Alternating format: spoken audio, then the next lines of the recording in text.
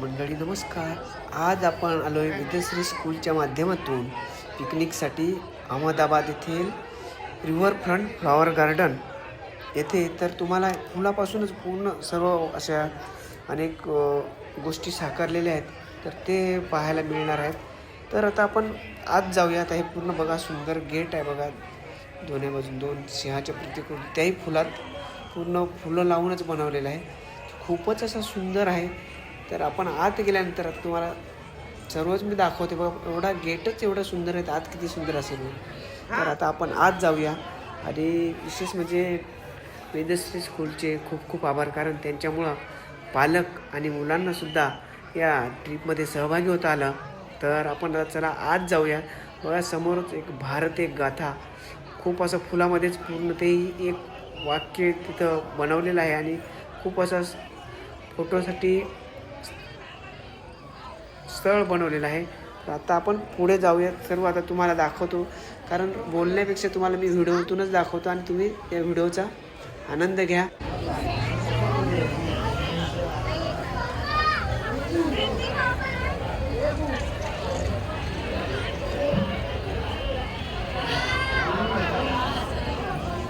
तर मंडळी आता आपण आलो इथं बघा, ह्याच फ्लॉवर पार्कमध्ये. इथं हे बघा, गुजरातमध्ये पतंग म्हणजे मकर संक्रांतीला पतंगाचा महोत्सव खूप असतो.